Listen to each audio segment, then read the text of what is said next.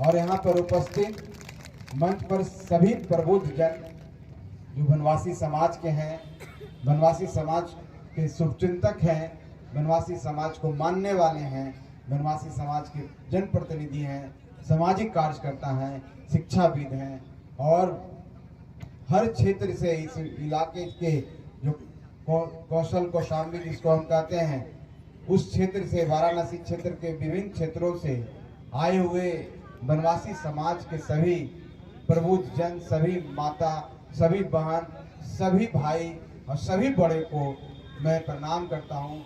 सभी को बहुत बहुत आभार कि आप सब इतनी देर से इस कड़कड़ाती ठंड में यहाँ पर हम लोगों को सुनने के लिए एक परिवार के सदस्य का स्वागत जिस जोश से और जिस उमंग के साथ आप लोग ने किया है, हम लोग को भी एक प्रेरणा देगा। और आप ये आवेदन में आपकी व्यथा, आपका जो अंदर से जो कुढ़न है, आपकी जो चिंता है, आपकी जो कष्ट है, वो इसमें दरअसल नजर आता है, झलकता है।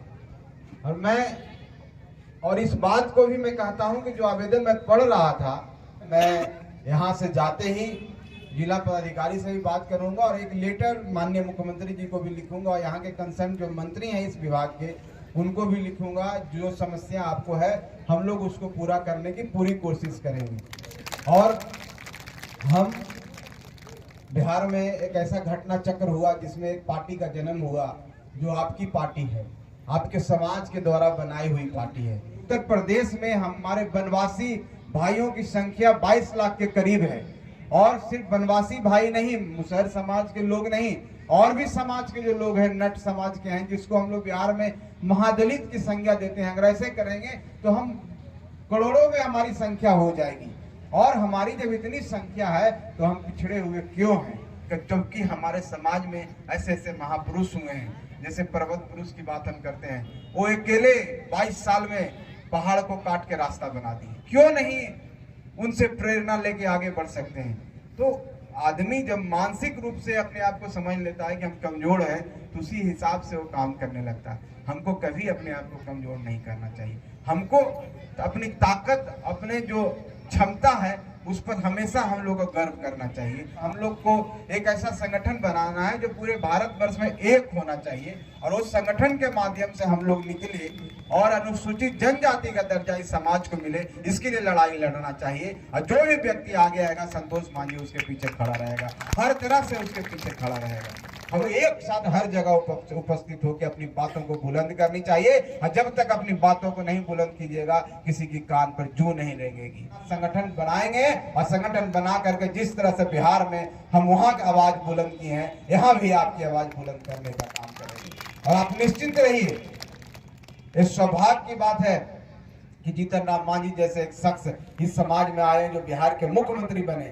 पहली बार ऐसा इस इतिहास में हुआ कि इस बनवासी समाज, ऋषि समाज, ये पिछड़ा समाज का एक व्यक्ति को इतना बड़ा पद मिला है। और वो पद मिलने से आपके अंदर एक एहसास जागा कि आप भी कुछ कर सकते हैं। मैं आपसे और आज सभा में मैं कहना चाहता हूं कि आपके लिए जो भी लड़ाई हम लोग को लड़ना होगा, आपके हक के लिए, आपके अधिकार के लिए और आपका उचित सम्मान मिलने के लिए, जो सम्मान आपको मिलना चाहिए था, वो डिजर्व करते हैं, हम आपके साथ चलेंगे। आपका जो दर्द है, मेरा है, हम सब का है, क्योंकि हम सब परिवार हैं और हम सब मिल करके आगे बढ़ेंगे तो निश्चित रूप से कामयाब होंगे। हम यही समझते हैं।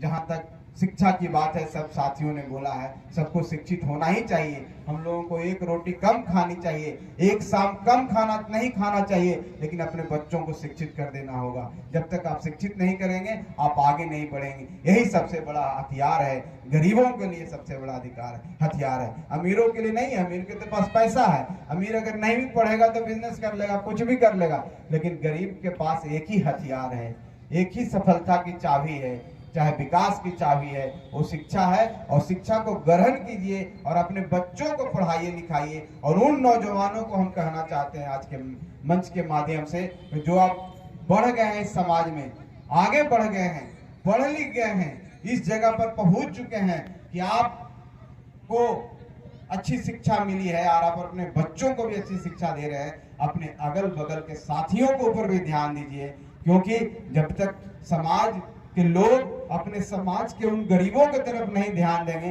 तब तक समाज आगे नहीं बढ़ेगा, क्योंकि सहारे की जरूरत है आपके समाज को, आपकी सहारे की जरूरत है। इसलिए हम सबको मिल करके एक होना होगा और एक होकर के अपने समाज को आगे बढ़ाना होगा। ऐसे अगर टूटे फूटे टुकड़ों में रहिएगा तो कोई ध्यान नहीं देगा। जैसा कि हमारे भाई बोल रहे थे कि माननीय मुख्यमंत्री जी को यहाँ पर बुलाने का काम किया, इनकी बातों को नहीं सुनी गई। आप सब संघर्ष करते रहिए, हारना नहीं है, परेशान नहीं होना है।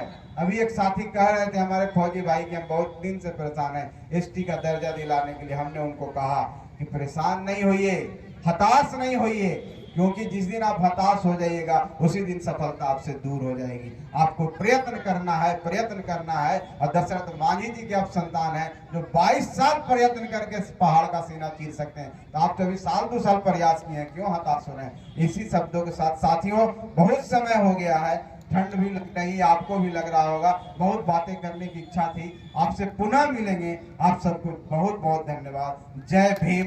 आप सब, हमारा समाज जिंदाबाद। सभी लोगों को, आए अतिथियों को पुनः धन्यवाद, बहुत धन्यवाद।